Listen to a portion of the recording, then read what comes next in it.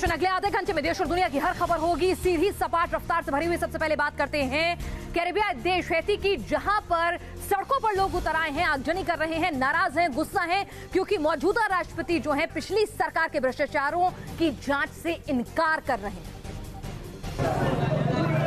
और इसी फायरिंग में 6 लोगों की मौत हो गई, जिसका असर ये हुआ कि हैती की राजधानी पोर्ट ऑफ प्रिंस आक्रोश की आग में धधकने लगी। यहाँ के प्रेसिडेंट स्क्वायर के पास इमारत को भीड़ ने आग के हवाले कर दिया और इमारत का हिस्सा शोलों में तब्दील हो गया।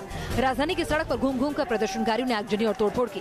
दरअसल हैती की सेनेट यानी संसद ने वेनेजुएला की एक परियोजना में भ्रष्टाचार का खुलासा किया था। पूर्व राष्ट्रपति और उनके 14 सिपहसालार पर गंभीर आरोप लगे, लेकिन मौजूदा राष्ट्रपति जोवेनेल मोइन्स ने जांच कराने से इनकार कर दिया तो पब्लिक का गुस्सा चरम पर पहुंच गया। पिछले एक हफ्ते से चल रहे प्रदर्शन अब हिंसक रूप अख्तियार कर चुके हैं और राष्ट्रपति पर कुर्सी छोड़ने का दबाव है। कुछ खेल होते हैं रफ्तार और रोमांच से भरे हुए, ऐसी ही होती है फॉर्मूला रेसिंग भी। फॉर्मूला 3 रेसिंग में मकाऊ ग्रां प्री में किस तरह से एक रेसर सोफिया की जान पर बनाई हादसे में, देखिए आपने। बताया जा रहा है कि उनकी कार की रफ्तार 275 किलोमीटर प्रति घंटे की थी जब यह हादसा हुआ। 16वें नंबर से रेस की शुरुआत करने वाली सोफिया एक मोड़ के दौरान स्टीयरिंग पर से कंट्रोल खो बैठी और उनकी कार डिवाइडर लाइन से टकरा गई। टक्कर इतनी जोरदार थी कि कार हवा में लहराते हुए ट्रैक से बाहर दर्शक दीर्घा में जा गिरी।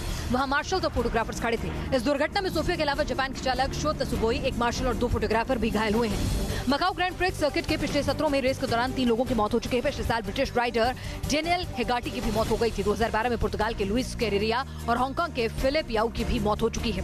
हालांकि अस्पताल से सोफिया ने ट्वीट कर बताया है कि वो ठीक है और कल उनकी सर्जरी होगी।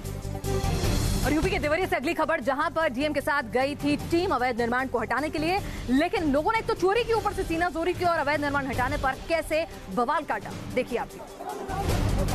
देवरिया में सरकारी जमीन पर अवैध कब्जे को लेकर जैसी ही कार्रवाई शुरू हुई तो महिला नेता धरने पर थमक गए। काफी देर तक पुलिस और अफसरों के साथ नोकझोंक हुई, फिर जबरन पुलिसकर्मियों ने महिला नेता को मौके से हटाया और इसके बाद अवैध कब्जे पर पीडब्ल्यूडी का बुलडोजर कुछ यूं चला।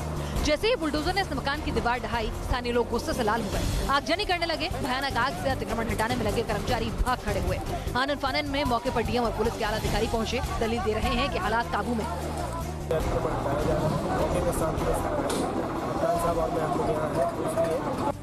आरोप है कि करीब 20 साल से लोगों ने सरकारी जमीन पर अवैध कब्जा कर रखा था। नोटिस पर नोटिस थमाए गए पर जमीन खाली नहीं हुई। इस पर प्रशासन ने सख्ती की तो हंगामा मचा। अमृतसर के निरंकारी भवन में हुए ग्रेनेड हमले से पूरा देश स्तब्ध है। अलग अलग एंगल से मामले की जांच हो रही है। 28 घंटे बाद पंजाब के मुख्यमंत्री को वक्त मिला, वो निरंकारी भवन पहुंचे और वहां जाकर जांच के आधार पर बोले कि आतंकी हमला था। बताया जा रहा है कि इस हमले में विदेशी ग्रेनेड का इस्तेमाल किया गया। हमलावरों ने H-36 नाम के हैंड ग्रेनेड से हमले को अंजाम दिया और खबरों के मुताबिक हमलावर पहले ही 2 बार रेकी कर चुके थे। इस बीच सीसीटीवी में हमलावरों की तस्वीरें कैद हुई हैं। बताया जा रहा है कि पुलिस ने बाइक का पता लगा लिया और उनका स्केच भी जारी किया है। सीएम अमरिंदर ने भी घटनास्थल का दौरा किया और जांच एजेंसियों को मिले सुराग के बिना पर इसे आतंकी हमला करार दिया। Some leads are there, but जब तक पूरी इन्वेस्टिगेशन नहीं होती, we have to wait and see. This is a clear case of terrorism, and we will deal with them. हमले में 3 बच्चों की मौत हुई है तो पंजाब सरकार ने मृतकों के परिजनों को 5-5 लाख रुपए और नौकरी देने का ऐलान किया है। साथ ही हमलावरों को सुराग देने वाले को 50 लाख रुपए के इनाम की घोषणा की है। कई जिलों की पुलिस को अमृतसर में तलाशी के लिए भेजा गया है। साथ ही साथ आसपास के गाँव में भी बाइक और हमलावरों की तलाश जारी है। एनआईए की टीम जांच के लिए अमृतसर पहुंची। निरंकारी भवन में एक सबूत जुटाने की कोशिश की और आईएसआई कनेक्शन निकलकर सामने आ रहा है और कहा जा रहा है ये आईएसआई की K2 साजिश है, यानी कश्मीर और खालिस्तान दोनों जगह आतंक फैलाने की। K2 यानी कश्मीर और खालिस्तान। कश्मीर में ऑपरेशन ऑल आउट ने आतंकियों की कमर तोड़ी तो बताया जा रहा है कि आईएसआई ने खालिस्तान को दोबारा जिंदा करने की साजिश रच डाली। कश्मीर और पंजाब दोनों ही राज्य पाकिस्तान की सीमा से सटे हुए हैं, इसलिए उन्हें निशाना बनाना भी आसान है। खबरों के मुताबिक आईएसआई के इशारे पर काम करने वाली तहरीक आजादी संगठन 2020 तक कश्मीर के साथ साथ खालिस्तान की ठंडी पड़ चुकी आग को भी भड़काना चाहता है। सूत्रों की माने तो निरंकारी भवन में हुए हमले के पीछे भी खालिस्तानी समर्थकों का हाथ है। लोकल लड़कों को बहकाकर इस वारदात को अंजाम दिया गया। आईएसआई की शह पर कश्मीर के आतंकी संगठनों के साथ पाकिस्तान में छिपकर बैठे खालिस्तानी आतंकियों ने इस नेक्सस को तैयार किया है। बताया जा रहा है कि इस हमले के लिए विदेश से फंडिंग हुई है, जिसकी मदद से ही आईएसआई के स्लीपर सेल ने स्थानीय लड़कों को हैंड ग्रेनेड मुहैया कराया। हमले का शक गोपाल सिंह चावला पर है, जो आतंकी हाफिज सईद के साथ देखा गया था। खुफिया एजेंसियों के मुताबिक चावला पंजाब में आईएसआई की मदद से धमाके करने की योजना बना रहा था। वो ऐसे ऐप्स के जरिए स्थानीय युवाओं को अपने साथ जोड़ रहा है जिसे आसानी से डिकोड न किया जा सके। गोपाल सिंह चावला पाकिस्तानी सिख है और वो पाकिस्तानी शिरोमणि गुरुद्वारा प्रबंधक कमेटी का पूर्व महासचिव है। उसे खालिस्तानी समर्थक माना जाता है। अलीगढ़ मुस्लिम यूनिवर्सिटी इन दिनों पढ़ाई लिखाई कम बल्कि विवादों की वजह से ज्यादा सुर्खियों में रहती है और ताजा विवाद उस वक्त हुआ जब एएमयू के गेट के बाहर एक होर्डिंग लगा। होर्डिंग तो एक नाटक के मंचन का था, लेकिन नक्शे से कश्मीर गायब था। बवाल होना लाजमी था। दरअसल मशहूर लेखक असगर वजाहत के लिखे नाटक जिसने लाहौर ना वेख्या का मंचन होना था। शाम 4 बजे कैनेडी ऑडिटोरियम में नाटक का मंचन था जिसे एएमयू ड्रामा क्लब ने आयोजित किया था, लेकिन इसके होर्डिंग को लेकर विवाद बढ़ गया। अब एएमयू प्रशासन ने नाटक के मंचन पर रोक लगा दी है, होर्डिंग हटवा दिए गए हैं। ड्रामा क्लब के अध्यक्ष डॉक्टर विभा शर्मा और अब्दुल मन्नान को कारण बताओ नोटिस जारी कर दिया गया है और 2 दिन में उन्हें जवाब देने को कहा गया है। पोस्टर की तैयारी होती है, बहुत से लोग करते हैं, तो उसमें कहीं पे ये टीचर को, जो हमारी इंचार्ज हैं इसकी डॉक्टर विभा शर्मा, उनको भी जब ये पता चला कि उन लोगों को पता नहीं था, जब ये पता चला कि तो उन्होंने फौरन इसको जो है इसको पोस्टर जो था उतरवा लिया गया। वैसे तो एएमयू को लेकर विवादों की लंबी फहरिस्त है। कभी आतंकी की नमाज जनाजा और कभी जिन्ना के पोस्टर को लेकर यहाँ हाल के दिनों में विवाद हुआ है, लेकिन इस बार सवाल नाटक पर नहीं, नाटक के लिए लगे पोस्टर पर है। राजस्थान में चुनावी सरगर्मी के बीच आरोप प्रत्यारोप के दौर के बीच एक नया बवाल उस वक्त बीजेपी को मिल गया जब वहां के एक नेता ने भारत माता की जय के नारों को रुकवाकर सोनिया और कांग्रेस के नेताओं के नारों की जयकार करानी शुरू कर दी। सोशल मीडिया पर वीडियो वायरल हुआ तो बवाल तेज हो गया। वीडियो में मंच पर बीकानेर पश्चिम से कांग्रेस उम्मीदवार बीडी कल्ला भी मौजूद है कि तभी यह कार्यकर्ता नारा लगवाना शुरू करता है।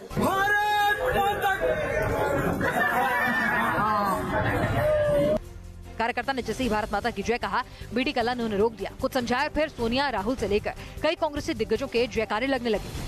सोनिया गांधी जिंदाबाद, राहुल गांधी जिंदाबाद, अहमद पटेल। कहा जा रहा है कि बीडी कल्ला ने कार्यकर्ताओं से भारत माता की जय के नारे न लगवाकर सोनिया राहुल के नारे लगवाए, तो अब सियासत गर्मा गई है, बीजेपी हमलावर है। लेकिन बीडी कल्ला को इसमें साजिश नजर आती है। कांग्रेस की 3 मीडिया जेलों में रही, भारत माता की जय बोल करके आजादी दिलाई, हम उसी पार्टी के लोग हैं और ये फेक न्यूज फैलाने वालों को जनता 7 तारीख को जवाब देगी। कांग्रेस और बीजेपी के लिए विधानसभा चुनाव को लेकर वीडियो वार छिड़ा हुआ है। मध्य प्रदेश से लेकर राजस्थान, छत्तीसगढ़ तक कई वीडियो सियासत गरमा चुके हैं और अब बीडी कल्ला के बहाने बीजेपी नेता खुद को राष्ट्रवादी बताने में जुट गए हैं।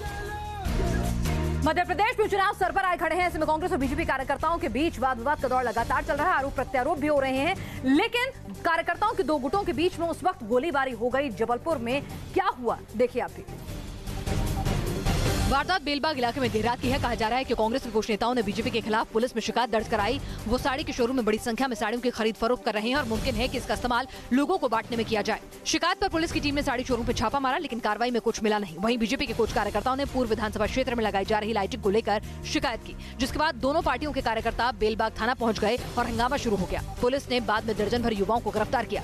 दोनों पक्ष ही एक दूसरे की शिकायत करने के लिए पहुंचे थे और उनमें झगड़े की आशंका को देखते हुए तत्काल पुलिस सक्रिय और उन्हें वहां से तत्काल हटाया गया।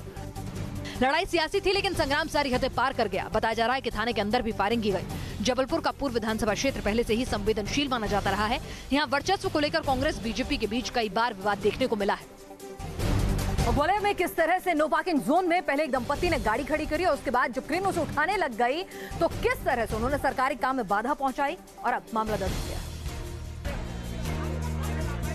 वारदात ग्वालियर में दौलतगंज बाजार की है। ये महिला और उसका पति नो पार्किंग जोन में गाड़ी खड़ी कर शॉपिंग करने लगे कि तभी ये क्रेन आ गई और गाड़ी उठाकर ले जाने लगी। तभी ये महिला वहां पहुंच गई और हंगामा शुरू हो गया।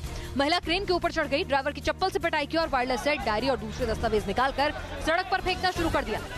वो ऐलान भी किया था वहाँ पे, तो कोई आया नहीं था वहाँ पर, तो हमने गाड़ी डाली तो इतने में ये गाड़ी वाले आ गए तो उन्होंने हमको बताया कि गाड़ी छोड़ दो।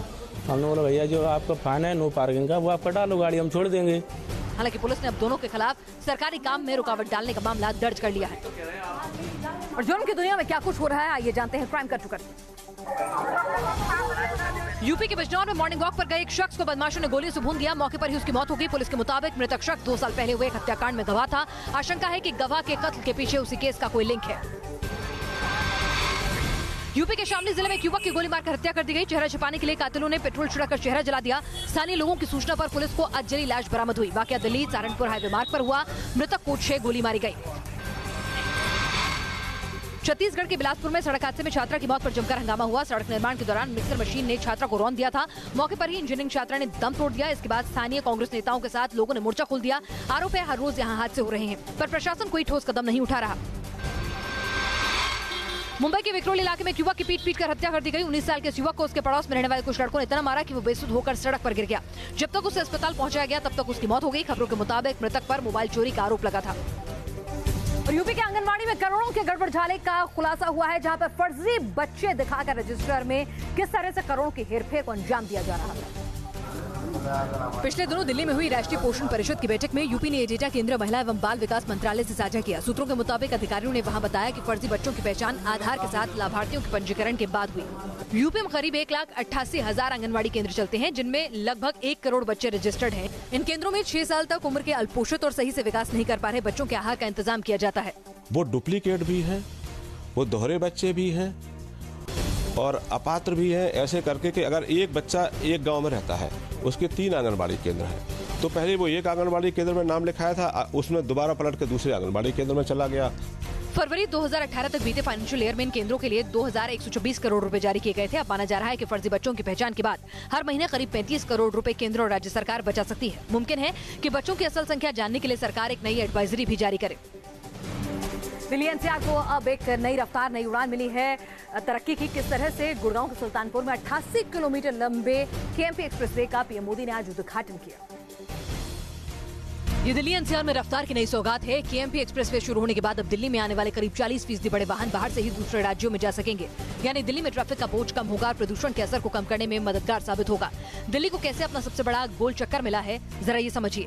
83.2 किलोमीटर के नए एक्सप्रेसवे के उद्घाटन से वेस्टर्न और ईस्टर्न पेरिफेरल एक्सप्रेसवे आपस में जुड़ गए हैं। इससे कुंडली, मानेसर और पलवल पहुंचना आसान होगा। इसके जरिए बिना दिल्ली में एंट्री किए दिल्ली को पार कर सकेंगे। इस पर छोटी गाड़ियां यानी कार, एसयूवी 120 किलोमीटर प्रति घंटे की रफ्तार से फर्राटा भर सकेंगी, जबकि भारी वाहन भी 100 किलोमीटर प्रति घंटे की स्पीड से चल सकेंगे। ये केएमपी एक्सप्रेसवे देश के 4 बड़े नेशनल हाईवे को जोड़ता है। दिल्ली एनसीआर को मिली है मेट्रो की एक और लाइन की सौगात। किस तरह से अब बल्लभगढ़ जाना और भी ज्यादा आसान हो गया है और कनेक्टिविटी मिल गई है। फरीदाबाद के इस रूट को किस तरह से एक्सटेंड किया गया है, कैसा होगा ये सफर और कहां-कहां होगी कनेक्टिविटी। अब न मथुरा रोड के जाम में फंसना पड़ेगा, न रोडवेज की बसों में धक्के खाने पड़ेंगे। ट्रेन और बस के मुकाबले मेट्रो का सफर महंगा जरूर है, लेकिन आरामदायक और रफ्तार से भरा है। इस रूट पर हर 6 मिनट में आपको मेट्रो मिलेगी। मेट्रो के इस पूरे रूट पर लोगों को 5 जगहों पर इंटरचेंज की सुविधा भी मिलेगी। दिल्ली के हर कोने से लोगों का बल्लभगढ़ आना जाना आसान हो जाएगा। मेट्रो के जरिए कश्मीरी गेट से बल्लभगढ़ की लगभग 47 किलोमीटर की दूरी को आप 1 घंटे 20 मिनट में तय कर सकेंगे और किराया होगा 60 रुपए। कोर्ट ने सबरीमाला में महिलाओं की एंट्री को आजादी दे दी है। इसे महिलाओं को उनका अधिकार बताया है, समानता का, लेकिन इसके बावजूद वहां पर आरएसएस, बीजेपी कार्यकर्ता लगातार विरोध कर रहे हैं और नतीजा ये हो रहा है कि आज भी 72 भक्तों को गिरफ्तार किया गया। दरअसल सुप्रीम कोर्ट ने मंदिर में महिलाओं के प्रवेश की मंजूरी दे दी है, लेकिन सियासत के चलते न कोर्ट के आदेश का पालन हो पा रहा है और न ही महिलाओं को मंदिर में प्रवेश मिल रहा है। खबर है कि रविवार देर रात पुलिस के आदेश के बाद भी करीब 200 भक्तों ने परिसर खाली नहीं किया। कोर्ट ने तो हिंसक विरोध भी शुरू कर दिया, जिसके बाद पुलिस ने 72 भक्तों को गिरफ्तार कर लिया है। इतना ही नहीं, केरल में जगह जगह प्रदर्शन कर रहे आरएसएस और बीजेपी कार्यकर्ता भी गिरफ्तार कर लिए गए हैं। हालात का जायजा लेने सबरीमाला पहुंचे केंद्रीय मंत्री अल्फोंस इस कार्रवाई पर भड़क उठे और कहा कि हालात इमरजेंसी से भी बदतर है। And the people who come to Sabarimala today, the pilgrims are being treated like dacoits. फिलहाल हालात को देखते हुए सबरीमाला के आसपास सुरक्षा बेहद कड़ी है। धारा 144 भी लागू है, बावजूद इसके प्रदर्शन थमने का नाम नहीं ले रहे। मिशन 2019 से पहले राम मंदिर का मुद्दा एक बार फिर गरमाया हुआ है और इस बीच यूपी वक्फ सेंट्रल बोर्ड के अध्यक्ष रिजवी ने किस तरह से अपनी नई फिल्म का ट्रेलर रिलीज किया, जिसको लेकर सवाल भी उठे। लखनऊ के एक होटल में ट्रेलर रिलीज करते हुए रिजवी ने कहा कि कट्टरपंथी समाज में मैंने अपनी छोटी सी आवाज उठाई थी। राम मंदिर यदि समझौते से बन जाए तो ये सबसे अच्छी बात होगी। अयोध्या मामले के इर्द गिर्द घूमती इस फिल्म में 1990 के दौर की हर बड़ी घटना का जिक्र किया गया है। फिल्म गोलीकांड से शुरू होती है। सदानंद शास्त्री इसके मुख्य किरदार है। विलन का रोल मौलाना जफर खान के नाम से है, जो पाकिस्तान के एजेंट हैं। शरई दफ्तर खोलकर देश के अल्पसंख्यकों को भड़काते हैं। फिल्म मुस्लिम समाज में जारी हलाला और 3 तलाक के मुद्दों को भी उठाती है। हालांकि रिजवी का कहना है कि इसमें किसी धर्म विशेष को टारगेट नहीं किया गया। फिल्म को दिसंबर में किसी बड़ी एजेंसी से रिलीज कराने की तैयारी है। कोई नेता कितना महान था, किसका देश में कितना योगदान था, क्या अब ये तय उसकी मूर्ति की ऊंचाई करेगी? क्योंकि कुछ ऐसा ही होता नजर आ रहा है सियासत के इस पूरे खेल में, जहां पर पटेल की मूर्ति के बाद अब कहा जा रहा है कि शिवाजी की मूर्ति उनसे छोटी क्यों। अरब सागर में बनने वाली छत्रपति शिवाजी की विशाल मूर्ति की आधारशिला 2 साल पहले रखी जा चुकी है और इसका काम तेजी से किया भी जा रहा है। लेकिन उस मूर्ति पर क्रेडिट लेने की सियासत शुरू हो चुकी है। शिवसेना ने आरोप लगाया कि सरकार ने जानबूझकर शिवाजी महाराज की मूर्ति की ऊंचाई कम रखी है। उसकी जो ऊंची है वो कम न हो और दुनिया के जितने भी स्मारक है और बड़े बड़े ऊंचिया के जो मूर्तियां है उसमें छत्रपति शिवाजी महाराज की मूर्ति होनी चाहिए। शिवसेना के आरोपों को महाराष्ट्र सरकार ने सिरे से खारिज किया। कहा जा रहा है कि छत्रपति शिवाजी महाराज का स्टैचू 190 मीटर ऊंचा बनाया जाएगा, जबकि स्टैचू ऑफ यूनिटी की ऊंचाई 182 मीटर है। कहा तो ये भी जा रहा है कि छत्रपति शिवाजी का स्टैचू 2021 तक बनकर तैयार हो जाएगा। कुल मिलाकर बात मूर्ति और उससे जुड़े सियासी फायदे और नुकसान की है। शिवसेना को ये लगने लगा है कि अगर अरब सागर में महाराष्ट्र सरकार शिवाजी महाराज के स्टैचू का निर्माण करती है तो बीजेपी एक बड़ा मुद्दा उनके हाथों से छीन लेगी। राजनीति के खेल के बाद खेल के मैदान की हर खबर sports cut to cut. T20 series के लिए ब्रिस्बेन में टीम इंडिया ने बहाया पसीना। विराट, रोहित सहित टीम इंडिया के तमाम खिलाड़ियों ने नेट पर जमकर की प्रैक्टिस। टीम इंडिया के प्रैक्टिस सेशन में विराट से मिलने पहुंचे ऑस्ट्रेलिया के पूर्व विकेटकीपर बल्लेबाज एडम गिलक्रिस्ट। बीसीसीआई ने सोशल मीडिया पर तस्वीरें शेयर की। ऑस्ट्रेलिया में भारतीय मीडिया को तलाशते हुए नजर आए कप्तान रोहित शर्मा। रोहित ने मीडिया मैनेजर से पूछा कि असर पे कि भारतीय ऑस्ट्रेलिया आया है। इंडियन कितने अपने? किस तरह से प्लेटफॉर्म क्रॉस करना पटरियों के बीच से एक शख्स की जान पर बनाया और कैसे अपनी सूझबूझ से उसने मौत को दी मात, आप देखिए जरूर, लेकिन ऐसा करिएगा कतई नहीं। बोगी पर बोगी गुजरती रही और स्टेशन पर खड़े लोगों की सांसें ऊपर नीचे होती रही। क्यों? जरा ट्रेन के नीचे की इस तस्वीर को गौर से देखिए। दोनों पटरियों के बीच ट्रेन के नीचे शख्स सहमत दुबका रहा। दोनों हाथ समेटे वो सांसें थामे लेटा रहा और इसके सीने के ऊपर से मालगाड़ी की धड़ाधड़ 50 बोगियां गुजर गई। ट्रेन के रवाना होते ही वह ट्रैक पर खड़ा हो गया। उसे एक भी खरोंच तक नहीं आई। वो फौरन ही ट्रैक पार कर प्लेटफॉर्म पर चढ़ गया। झकझोर देने वाली इस घटना में ये शख्स बाल बाल बच गया।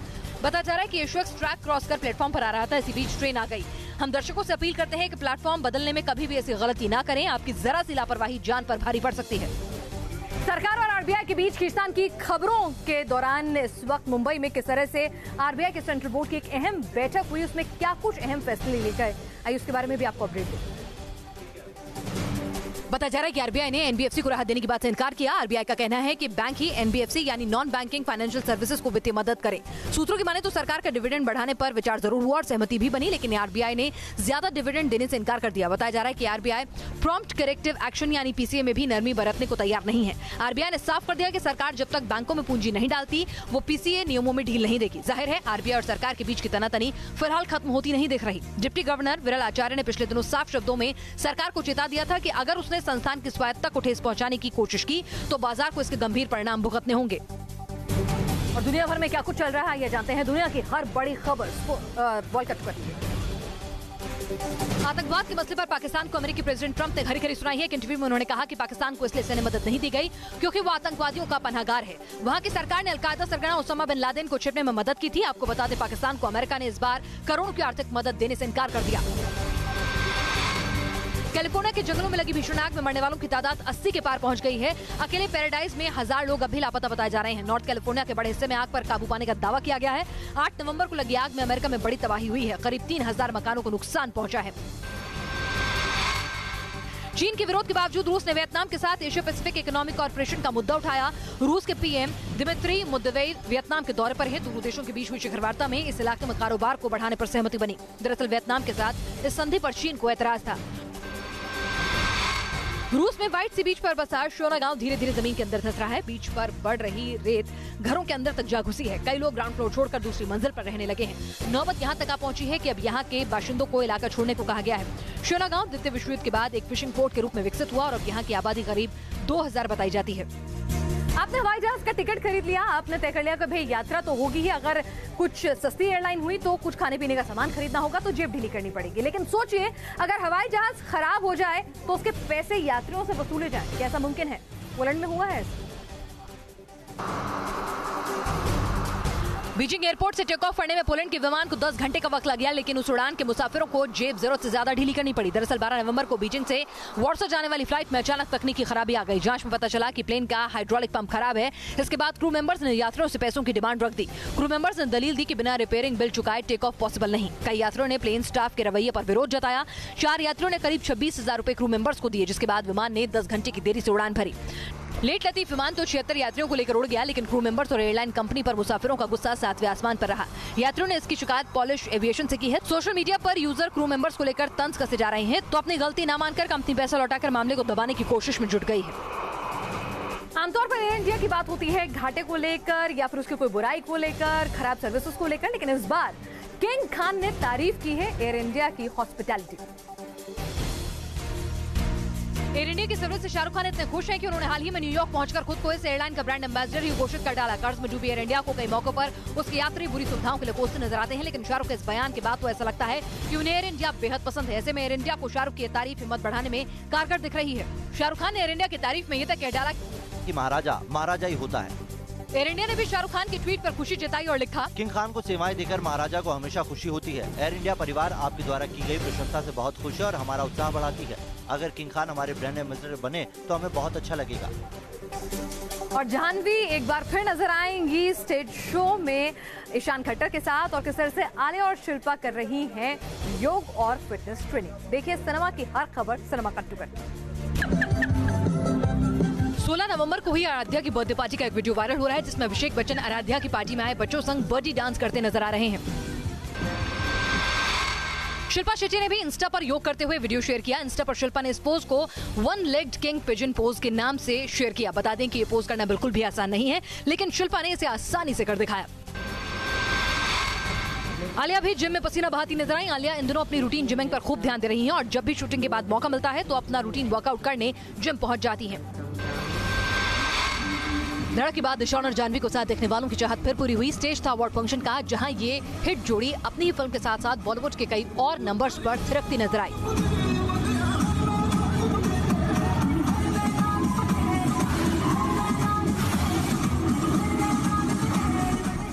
तो ये थी महज 20 मिनट में देश और दुनिया की हर खबर सीधी सपाट। आज के लिए कट टू कट में बस इतना ही।